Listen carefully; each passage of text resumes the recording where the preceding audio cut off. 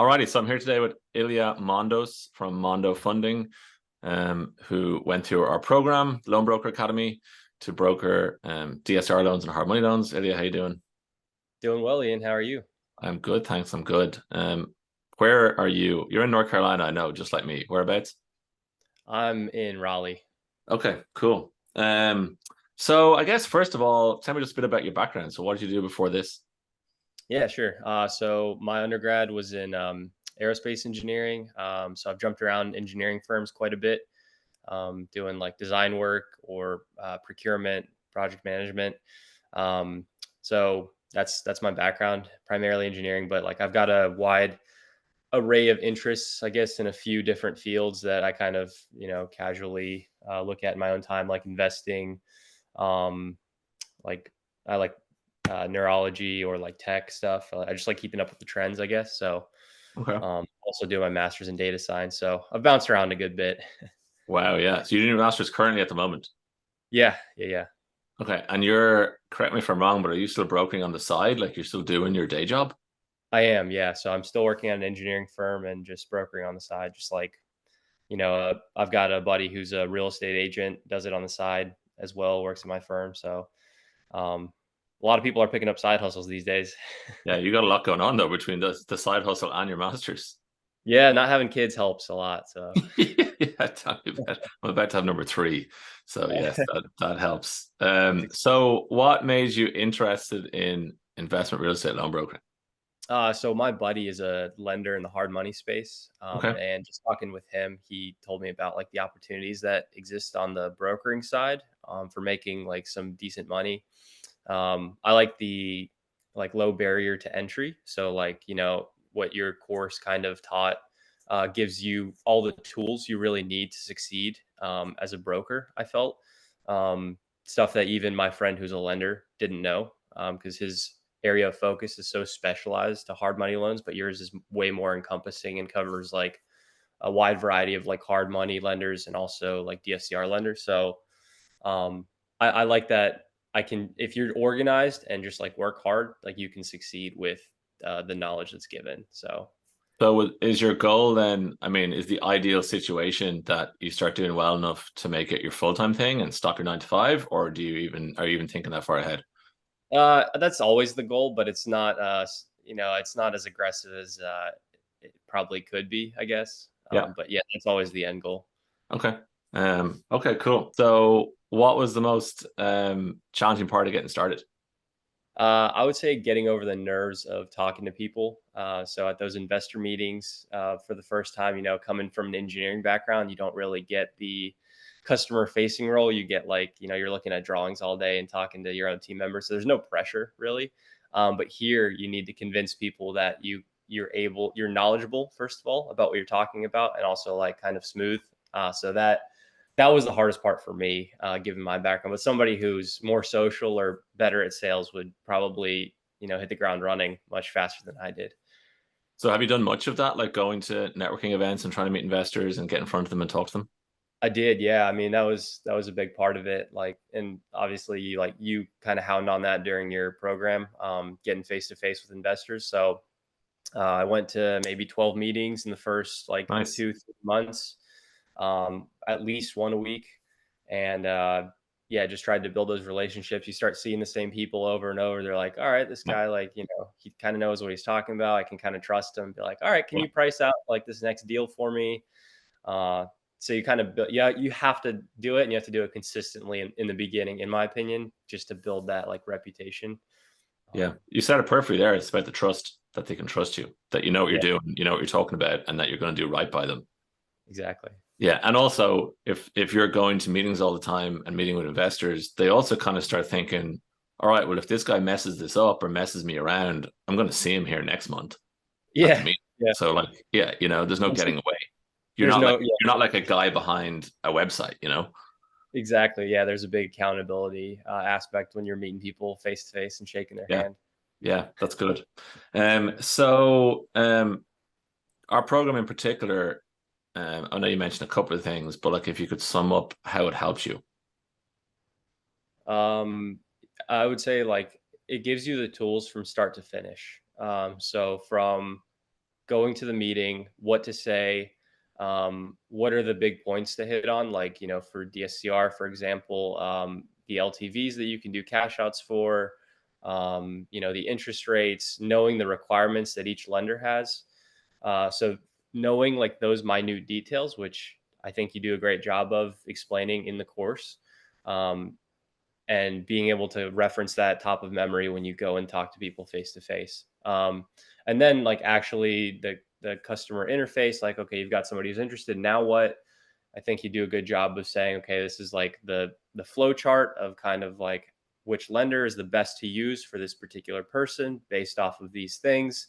Um, I understand which lender is the best based off of like what you taught in the course, and then actually how to price it out, present the options to the borrower, communicate that, and then how to like go from start to finish to close the loan, what's needed, all the documents that are required. You gave us all of that information during the course, so I thought that was like extremely valuable, and I had zero knowledge of that prior to taking the course. Okay, cool. And then what about the like the post training portion? So there's all like, obviously what I do is like give all the knowledge and this is how you do all these things. But then obviously you finish and you're like, okay, now what do I do? Like did you feel like you're on your own, or like did you get help No, from us in that no, regard? of course not. I mean, you remember in the beginning, like the first couple of weeks, I was constantly texting you and calling you, asking for advice on how to navigate a certain situation. Because like even if you could talk about a million different scenarios, and there's still going to be a million and one that comes Yeah. up on your first deal, and you're like, you know, I'm not exactly sure, but you're there as a resource, and that's probably like the biggest value in the course, like having you as a resource, and like how available you are to answer questions has been huge. Even now, like I mean, we're talking about deals that I'm doing now, Yeah. 6 months after I took the course, and I'm like, hey, can I just get some advice? And like just to keep the loan moving, you're always like responsive and there to help. So that to me is like probably the biggest value. Okay, awesome. Yeah, and obviously, I find over time, obviously, people need me less and less, of course, because as you said, the first couple of weeks after, it's like loads of calls, texts, emails, but obviously, then you or any graduate gets better, so they need me less and less over time. Um, but yeah, I mean, that's a huge part of what we try and offer is that mentorship side of it, for want of a better word. Yeah. It's so valuable. I mean, I haven't talked to you about a hard money loan in a while, and I've done quite a few of those since. So I think I'm all squared away there, but Nice. still, That's awesome. yes, work in progress. So in terms of the career, then let's call it, use the word career. I know it's a side thing for you right now, but in terms of the career or side career, whatever you want to call it, what do you like and what do you dislike about the career? Like doing loan brokering. Um, I love the autonomy of it. Your success is a direct function, a direct result of how much like time and effort you put in.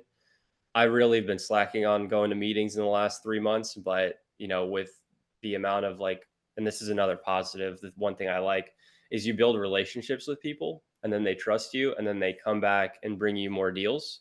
Mm-hmm. And so I like being like kind of that problem solver aspect for people, like with the engineering stuff. Um, People are like, I don't know, like which lender to use, whatever their problem is. I can't get a loan. You're able to help them navigate that. Funny, And I funny you like, say that. Sorry to cut across you, but for me, myself personally, as a broker, that's one of the things I love too. I like problem solving. I like having to get my mind working on how to figure out this situation and just get their loan funded if there's something tricky about it or something hard to resolve. yeah, exactly.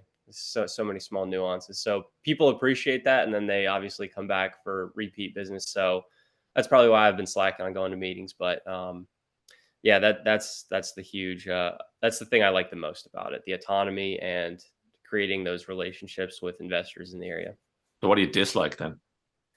Uh, I dislike that you can't really control, and this is more on the DSCR side, like some outcomes of loans. Like for example, a borrower is very high on a deal, and they think it's going to appraise for a certain amount.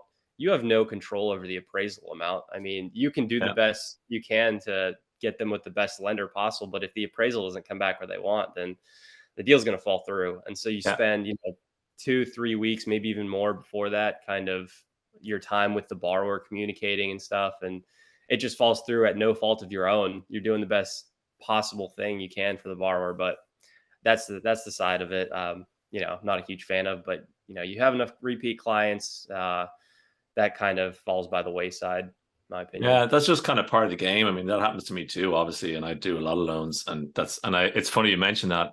I don't know if you remember, but in the training, there's actually a portion of that where I talk when I'm teaching about appraisals and how they work, and part of it is I actually said to you that appraisals are the thing that make my loans fall apart the most, like more than anything else, is because of Yeah. appraisals, and appraisals are the bane of a broker's existence. Yeah. Yeah, especially at the moment, like because we're in a high rate environment and the real estate market is a little bit all over the place. So appraisals right now are pretty choppy, just depending on what appraisal you get. So that's definitely it's even more of a factor now than it was. But that yeah, appraisals are yeah, it's very frustrating. But like I said, it's just part of the game. It is what it is. Yeah, exactly. Yeah. So what's been your biggest success so far as a broker? So that could be, monetary, confidence wise, proving something to yourself wise, like whatever it is, like what you feel is your biggest success so far as a loan broker.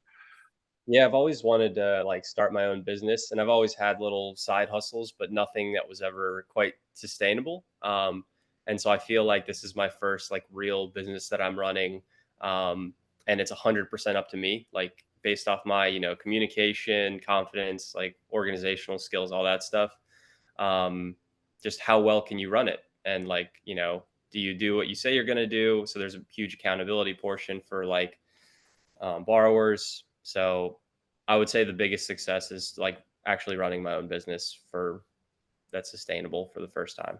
Yeah, nice, good for you. It's rewarding. I mean, I was the same. I started out the same. It's like setting up your own business and running it. It's yeah, you kind of feel like giving yourself a pat in the back at times. It's not easy. Not everyone can do it. No, no, but like I think most people can who want to try. Yeah, that's true. Yeah, yeah. So have you, without getting into dollar numbers, have you made back in loan commissions your investment in the program? Oh yeah, I've made it back in the first like 3-4 months. Nice, Yeah. So now just all in the green here for the rest of the nice. year and That's forever. awesome. But That's yeah, awesome. I mean, and that's another actually thing that I like about it is about the business is like the overhead is so little. I mean, you're paying for a few Yep. online services like Adobe and Microsoft Office and DocuSign, and then like your website, but that stuff is like tiny, tiny. Like one deal covers the expenses for all those things for 1 year. Yeah. Um, so that's one thing I like. It's very minimal risk to like get into the Yeah. business. Yeah, as you said at the very start of our conversation here, there's like a low barrier to entry. I'm the same. I mean, even now I'm doing this a long time and I do a lot of loans, but still, just like you, my overheads are like tiny. Like I don't Mhm. really have many overheads at all, Yeah. which is great. Like, there's not many businesses that you can set up for yourself as an entrepreneur where you have such tiny overhead. Yeah, exactly. You don't need to go, raise money, friends and family. Like, there's no risk really. Yeah. I mean, other than the cost of the course and those subscriptions, like it's Yeah. tiny. So So last question is, and not necessarily someone considering doing my program, but just in general, someone thinking of getting into loan brokering for investment real estate, what advice would you give them? did you say not necessarily for brokering, but for Oh, investment no, real so estate? not necessarily for related to our program, but just Uh, in general, someone that wants to be and as thinking of, oh, I think I could do a career as an investment real estate loan broker. Like, what advice would you give them starting out? I would just say like be patient. It's easy to get discouraged, especially if your first couple conversations don't go your way. I had that. I definitely ran into that first couple meetings. Like people were asking me questions I didn't know the answer to, and I was like, I'll get back to you. Like I can find out. Yeah, I don't know off the top of yeah, my head. So you have to stay very patient in the beginning.